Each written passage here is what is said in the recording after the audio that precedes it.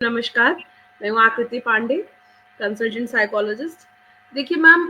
Psychological view point से, क्योंकि मैं लोगों को भी सुन रही हूँ और खुद मैं यूनिवर्सिटी से जुड़ी हूँ, तो मैं इंजीनियरिंग के बच्चों से जुड़ी हूँ, मेरे पास बच्चे भी आते हैं,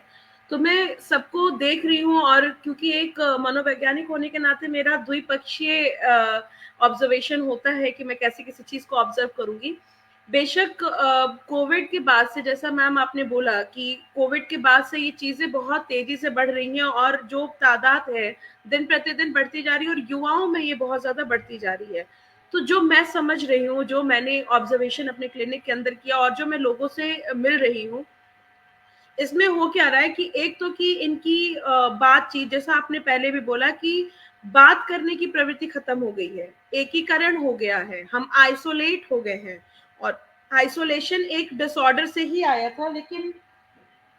आइसोलेशन पहले कोविड के लिए ही दिया गया था, लेकिन अब पूरी तरीके से हम आइसोलेट हो गए। हमें घर के अंदर भी हमारे अंदर आइसोलेशन है, हमारे अंदर बातचीत करने की प्रवृत्ति नहीं है, बच्चे माँ बाप से बात नहीं कर रहे हैं। पहले क्या होता था कि पहले क्यों सुसाइड, मतलब सुसाइड का एक बहुत बड़ा हिस्ट्री है, बहुत हमारी पुराने जमाने से, जब हमारी मानव सभ्यता जब शुरू हुई थी तब से था। लेकिन सुसाइड का तब मतलब क्या होता था कि हमें कोई चीज मनवानी होती थी अपने सत्ताधारी से, तो हम उस वक्त ये करते थे, और हम अपना एक तरीके से हम अपना अगेंस्ट, हम अपना प्रोटेस्ट शो करते थे, वो एक तरीके का प्रोटेस्ट था। लेकिन अब ये क्या है कि हम मान चुके हैं कि हम हार चुके हैं, हम अपने आप को जब अंदर से हार चुके हैं, तब हम इस तरह के कदम उठा रहे हैं, और गलत कदम को उठा करके नेगेटिवली हम बहुत ज्यादा अपने लाइफ में इम्पैक्ट कर रहे हैं।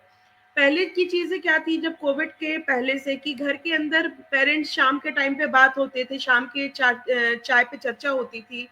पेरेंट्स बात करते थे, वो अपना एक्सपीरियंस शेयर करते थे, तो बच्चों को प्रॉब्लम सॉल्विंग एटीट्यूड बच्चों के अंदर आती थी। कोई प्रॉब्लम होती थी तो बच्चा अपनी बात को कहता था। अभी क्या है कि बच्चे इतना ज्यादा मोबाइल के अंदर बिजी हो गए हैं, अच्छा ये पेरेंट्स भी बहुत ज्यादा बिजी हो गए हैं। तो अगर सिर्फ ये कह पाना कि क्योंकि मैं राजनीति क्षेत्र से नहीं हूँ,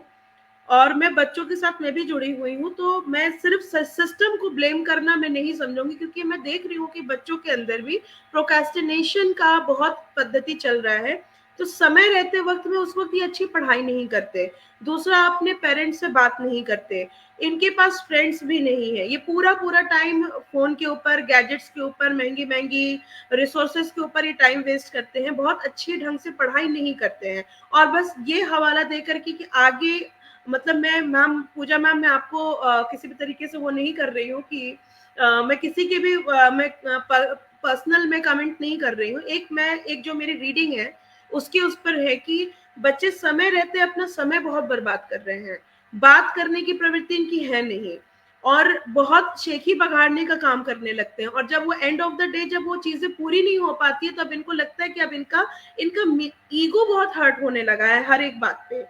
तो ईगो हर्ट होता है और आप बात भी नहीं करते हैं, तो आपके पास एक ही समाधान है, सेल्फ रिस्पेक्ट, जो एक सो कॉल्ड सेल्फ रिस्पेक्ट और ईगो जो बच्चों में आ गई है, यूथ में आ गई है, जो हमारी ओल्ड एज से पहले की जो जनरेशन है, जो मतलब प्री ओल्ड एज जो जनरेशन है, वहां पे जो ये चीजें आई हैं, वो बहुत ज्यादा अपने सेल्फ रिस्पेक्ट के ऊपर इनका आया, और वहां से ये बहुत ज्यादा डिराइव हो रहे हैं, और बहुत जल्दी सुसाइड करते हैं। सोशल प्रेस्टीज के ऊपर ये अपने आप को बहुत ज्यादा ये ले लेते हैं, जो कि बहुत ज्यादा मायने इनकी सोसाइटी के लिए भी नहीं रखता है। जिस सोसाइटी से ये बिलोंग करते हैं उनको भी इतना ज्यादा मतलब नहीं रहता है, लेकिन ये सो कॉल अपने सेल्फ प्रेस्टीज के लिए ये अपने आप को प्रोटेक्ट करते हैं। बच्चे भी हैं, समय रहते थोड़ा सा समय बर्बाद हो गया है, तो उस चीज को कन्फेस करने की जगह जाके सीधा सीधा सुसाइड कर लेंगे। अभी बच्चों में नया ट्रेंड भी आ गया है सेल्फ प्रेस्टीज को लेकर, अगर मैं बताऊंगी, सोशल मीडिया प्लेटफॉर्म को लेके बच्चे इतने ज्यादा जागरूक हो गए हैं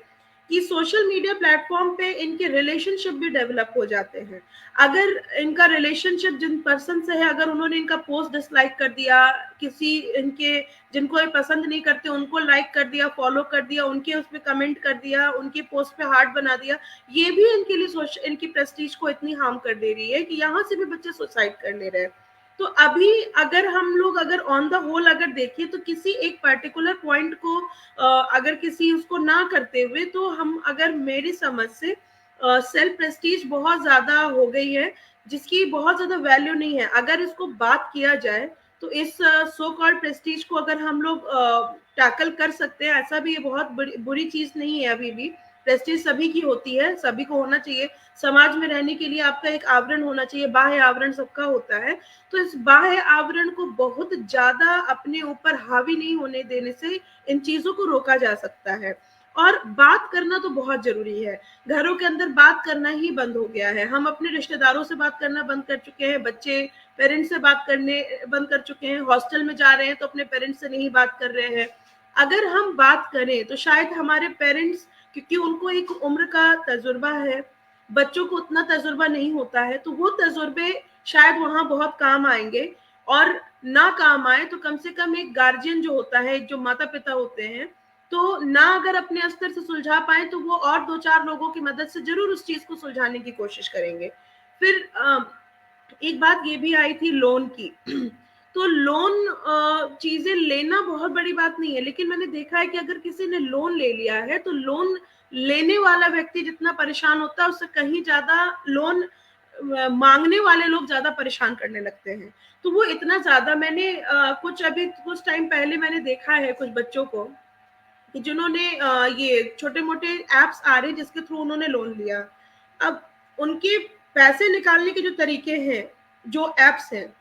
वो बहुत निहायत ही घटिया तरीके हैं। आप उनको अपने डाटाज के लिए वो आपसे परमिशन ले लेते हैं कि आपके कॉन्टैक्ट्स को, वो आपके कॉन्टैक्ट्स के ऊपर आप फोन करने लगेंगे, बताने लगेंगे कि आपके इस रिश्तेदार ने इतना हमसे लोन लिया है, वो चुका नहीं पा रहे, आप उनको कांटेक्ट करिए। और इस तरह की चीजें हैं। उनकी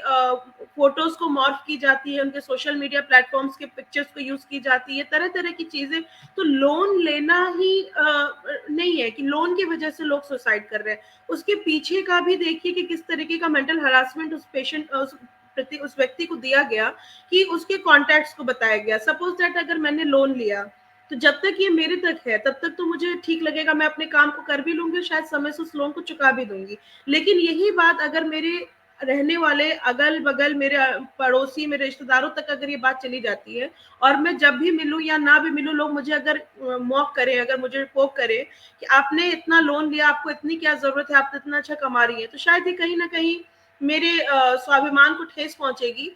हालांकि मैं तो ऐसा स्टेप नहीं उठा सकती हूँ, लेकिन कुछ ऐसे लोग होते हैं जिनके अंदर नकारात्मक ऊर्जा थोड़ी सी एक्टिवेट हो जाती है, तो वो नकारात्मकता उनको इतना मोटिवेट करती है कि वो यहाँ पे जाकर सुसाइड कर लेते हैं। तो इस पूरी समस्या का, इस संपूर्ण समस्या का अगर एक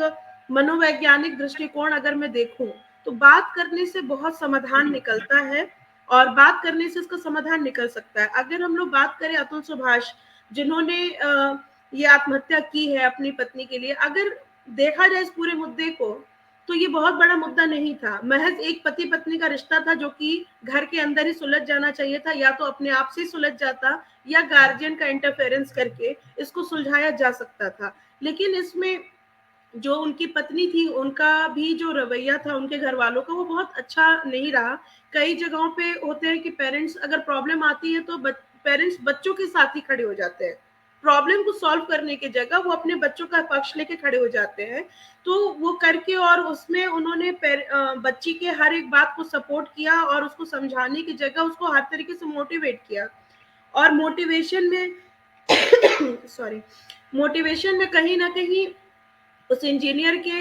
हर तरीके से उसके चरित्र के ऊपर इतने तरीके के दाग लगे कि एक समय के बाद उसको वो झेल पाने में असफल हो गया। और देखा जाए कि यहाँ पर भी उनके पिता और माता का ये इंटरव्यू आया कि बच्चे ने हमसे कुछ भी शेयर नहीं किया। शायद अगर वो शेयर हुआ रहता, अपने भाई से शेयर होता, तो आज जो स्थिति में हम लोग आज हैं, जो हम लोगों ने ये केस देखा, आज हम लोग ये केस नहीं देखते। तो कहीं ना कहीं इस केस में भी अगर हम लोग इसका हम लोग निकालें कि अगर शायद बात हुई रहती, काउंसलिंग हुई रहती, बातें हुई रहती घर के अंदर या उसके प्रोफेशनल हेल्प से, तो इतना बड़ा हादसे को रोका जा सकता था। तो ये बहुत बड़ा मुद्दा नहीं। अगर हम किसी को ब्लेम करने की जगह अगर हम ये निकालें कि बात से सॉल्यूशन निकलेगी और हमें एक्सपर्ट हेल्प लेनी चाहिए, तो हमें मिल जाएगा। तो हमें, मतलब मेरा ये दृष्टिकोण है कि हमें बात करनी चाहिए